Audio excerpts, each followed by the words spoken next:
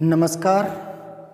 लिंग भाग 4 में आपका स्वागत है।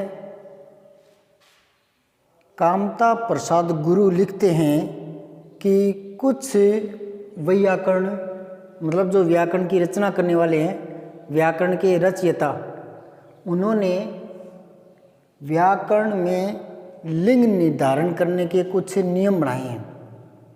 और कामता प्रसाद गुरु के अनुसार जितने भी व्याकरण ने ऐसा कर्म किया है उन सभी में व्यापकता नहीं है और अपूर्णता है।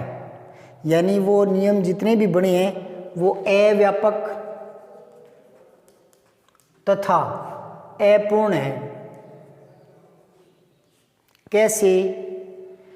अव्यापक तो इसलिए है कि जिन जिन व्याकरण रचयिताओं ने शब्दों के लिंग निर्धारण में नियम बनाए हैं, तो जितने शब्दों पर नियम बनाए हैं उतने ही शब्द अपवाद में आए हैं, इसलिए अव्यापक। और अपूर्ण इसलिए है क्योंकि सभी शब्दों पर नियम बन नहीं सकते, इसलिए अव्यापक और अपूर्ण नियम है। फिर भी वो लिखते हैं कि जिन जिन ने ये प्रयास किया है लिंग निर्धारण करने के जो नियम बनाए हैं वो एक बार पाठकों के सामने दिए देते हैं। तो देखिए, पहले एक बात और बता देता हूँ। कुछ बच्चों ने मुझसे कहा था तो मैंने कहा भी कुछ 2-4 व्याकरण की मैंने बुकों के नाम बताए थे जो अच्छी और अपने स्तर पर और अपने समय की मानक रही हुई है, तो उनकी मैंने चर्चा की। तो बच्चे लिखते हैं कि नहीं, आप बोलकर ही बता दीजिए, हम उनमें पढ़ते हैं ना तो इतना ज़्यादा समझ में आता नहीं है। और ये उनकी बात सही भी है, क्योंकि एक तो लिखा हुआ पढ़ते हैं तो हमें उतना ही समझ आता है जितनी हमारी समझ है। दूसरी बात ये है कि उसी चीज़ को कोई बोलकर बताता है तो हाव भाव से उनके भाव स्पष्ट हो जाते हैं। चलो मैं बोलकर बता देता हूँ।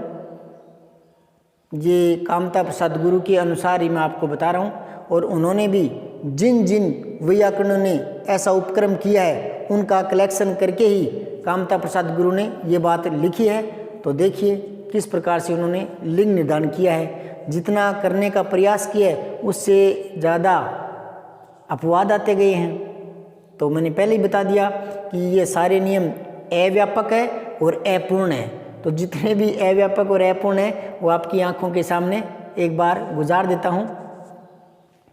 तो सबसे पहले लीजिए, अर्थ के आधार पर पुल्लिंग शब्द कौन कौन से हैं। पुल्लिंग की चर्चा करेंगे एक बार। तो शरीर के जो अवयवों के नाम हैं वो सारे तो नहीं कह सकते, लेकिन ज़्यादातर पुल्लिंग में आ जाते हैं। जैसे बाल, सिर, मस्तक, तालू, होठ, दंत, मुंह, कान, गाल। यहाँ कई बच्चे मार खा जाते हैं। गाल को स्त्रीलिंग बोलते हैं, गाल पिचक गई, गलत है ये, गाल पिचक गई, है ना। तो ये पुल्लिंग शब्द है, थोड़ा गौर करना यहाँ पर। अच्छा, हाथ, पाँव, नख, नख मतलब नाखून, रोम, रोम मतलब रोएं, मेरे रोएं खड़े हो गए या रोंगटे खड़े हो गए, है ना। रोंगटी खड़ी हो गई ऐसे थोड़ी बोलते हैं। तो ये पुल्लिंग शब्द है। अब इनमें अपवाद आ जाते हैं। आँख, नाक, जीभ, जांग, खाल, नस, ये सारे स्त्रीलिंग हैं। तो इनको कैसे पहचानेंगे? वही मैंने पीछे वाला जो वीडियो बताया था, पीछे वाला जो वीडियो बनाया था उसी के आधार पर मैंने तो अपना सा नियम बना रखा है कि छोटे छोटे वाक्य बना कर देखिए, क्योंकि ये व्यवहार के आधार पर तय किए गए हैं। ठीक है। तो जैसे मेरी नसें फटने लगी तो नसें फूल गई, तो नसें फटने लगा ऐसा थोड़ी होता है, पुल्लिंग नहीं है ना। तो ये स्त्रीलिंग शब्द है। खाल, खाल उधेड़ दी जाएगी, है ना। तो खाल उधेड़ दिया जाएगा, पुल्लिंग नहीं है ना। खाल, खाल खींच ली गई, है ना। खाल खींच लिया गया ऐसे थोड़ी। तो जांग दर्द करने लगी या जीभ कट गई ऐसे थोड़ी बोलते हैं, जीभ कट गया। तो ये चीज़ देखने वाली है। अब आइए धातुओं के नाम, ये भी ज़्यादातर को पुल्लिंग में ले लेते हैं। जैसे सोना, पीतल, तांबा, लोहा, शीशा, टीन, कांसा। तो अब इसमें भी अपवाद है, तो जैसे चांदी, ये भी धातु है लेकिन ये स्त्रीलिंग में आ जाती है। मिट्टी, धातु, ये जो और शब्द है ये भी क्या है, स्त्रीलिंग में आ जाते हैं। अब आती है बात रत्नों के नाम की। हीरा, मोती, माणिक, मूंगा, पन्ना, ये सारे पुल्लिंग शब्द हैं, ठीक है। अब इसमें भी अपवाद है। मणि, लालड़ी, ये स्त्रीलिंग शब्द में आ जाते हैं। पेड़ों के नाम देख लीजिए, पीपल, बड़, सोगान मतलब सागवान, शीशम, अशोक, रोहिड़ा, ये पुल्लिंग शब्द हैं। इसमें भी अपवाद है। खेजड़ी, नीम, जामुन, कचनार, ये स्त्रीलिंग शब्द हैं। नीम को कई पुल्लिंग में बोलते हैं, ये थोड़ा गौर कर लेना आप। अनाजों के नाम, जौ, गेहूं, चावल, मटर, उड़द, चना, तिल, ये सारे के सारे पुल्लिंग में हैं, ठीक है। गेहूं बो दिया, यूँ नहीं कहेंगे गेहूं बो दी। जो खड़े हैं खेत में, जो खड़े हैं तो जो खड़ी है नहीं बोलेंगे। चावल पक गए, चावल पक गई, ऐसे नहीं। अब बात आती है द्रव, यानी तरल पदार्थ हैं, तो उनके जो पुल्लिंग नाम है वो देखिए। घी, तेल, पानी, दही, शरबत, सिरका, आसव यानी काढ़ा, ये सारे पुल्लिंग शब्द हैं, ठीक है। इसी में अपवाद के रूप में देखते हैं छाछ, स्याही, मसी, मसी स्याही को ही कहते हैं, तो ये स्त्रीलिंग शब्द हैं। ये इतने से नहीं है, हजारों हजारों लाखों लाखों हैं। तो कुछ एक और लिख देता हूँ। जल या थल के भागों के नाम, ये भी पुल्लिंग में है। देश, नगर, द्वीप, पहाड़, समुद्र, सरोवर, ये सब पुल्लिंग है। आकाश, पाताल, घर। अब इसमें भी अपवाद है। नदी, झील, घाटी, ये तीनों स्त्रीलिंग है। तो वही बात थी कि नियम बनाए जरूर है कुछ व्याकरणियों ने, लेकिन वो अव्यापक और अपूर्ण है। तो अगर नियम बने हैं तो उतने ही अपवाद सामने आते हैं। तो नदी बहती है, स्त्रीलिंग है, बहता है नहीं बोल सकते। झील बहुत बड़ी है, झील बहुत बड़ा है, ऐसे नहीं बोलते, तो ये स्त्रीलिंग में आ गई, बाकी ये पुल्लिंग में है, ठीक है। अब है ग्रहों के नाम। सूर्य, चंद्र, मंगल, बुध, शनि, राहु, केतु, ये सारे पुल्लिंग में है। और अपवाद में आ गई है कि पृथ्वी, है ना, तो पृथ्वी स्त्रीलिंग शब्द है। अब वर्णमाला के अक्षरों के नाम, इनको भी किन्हीं किन्हीं व्याकरणियों ने स्त्रीलिंग और पुल्लिंग में बांटा है। जैसे ए, औ, क, प, ये, स, ये सारे के सारे पुल्लिंग में हैं, और इनको स्त्रीलिंग में ले लिया।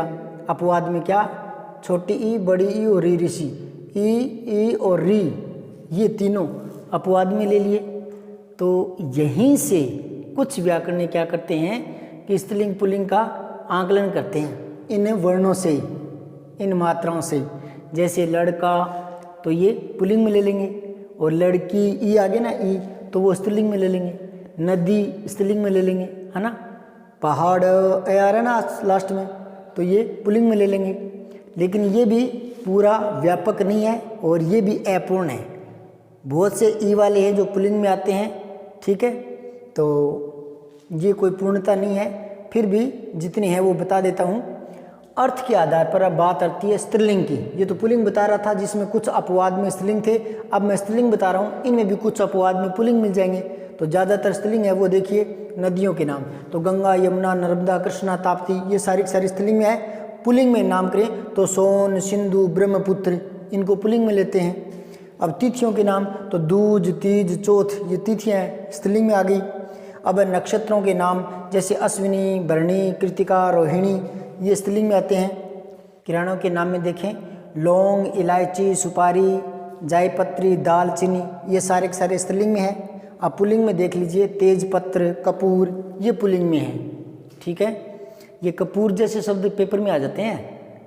नीम हुआ, कपूर हुआ, जो कई बार हमें देखने में स्त्रीलिंग लगता है होता पुल्लिंग है, या पुल्लिंग लगता है होता स्त्रीलिंग है। तो इस तरह के शब्दों पर थोड़ा सा विशेष ध्यान दे लेना, है ना। जैसे कपूर शब्द वो पूछ लेगा, तो कपूर शब्द क्या है, पुल्लिंग है। अब भोजन के नाम देखिए, पूरी, खीर, कचौरी, दाल, रोटी, कढ़ी, खिचड़ी, तरकारी, ये सब स्त्रीलिंग शब्द हैं। भोजन में भी जैसे भात, रायता, हलवा, ये जो शब्द है ये पुल्लिंग में है, बाकी ज़्यादातर क्या है स्त्रीलिंग में है। अब है अनुकरणात्मक जो शब्द होते हैं वो स्त्रीलिंग में होते हैं। झटझट, खटखट, फड़फड़, है ना, जैसे बोलते ना वहाँ मैंने सुना था फड़फड़ हो रही थी, तो फड़फड़ हो रहा था ऐसे नहीं बोलते, फड़फड़ हो रही थी, है ना। गड़बड़, है ना, तो गड़बड़ हो रही है, गड़बड़ हो गई, यूँ थोड़ी कहते हैं गड़बड़ हो गया। तो स्त्रीलिंग शब्द और पुल्लिंग शब्द ऐसे व्यवहार से करके देख लेते हैं। तो ये तो थे अर्थ के आधार पर पुल्लिंग और स्त्रीलिंग शब्द। अब मैं चर्चा करूँगा रूप के आधार पर पुल्लिंग और स्त्रीलिंग।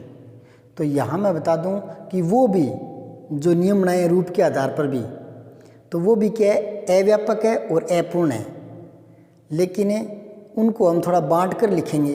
क्यों? क्योंकि हिंदी में दूसरी भाषाओं के जो शब्द आए हैं तो उसी भाषा के आधार पर उनके पुल्लिंग और स्त्रीलिंग की चर्चा करेंगे, वो अगले वीडियो में। कल का वीडियो और ज़रूर देखना, 2-4 वीडियो में ये लिंग संबंधी जो बातें पूरी हो जाएगी, उसके बाद वचन पर चर्चा करेंगे। तो हिंदी में वचन भी 2 होते हैं, वो अगले वीडियो में चर्चा करेंगे। पहले 1 या 2 वीडियो में थोड़ा लिंग का टॉपिक पूरा करवा देता हूँ, तो बने रहिए, देखते रहिए। जय हिंद, जय भारत।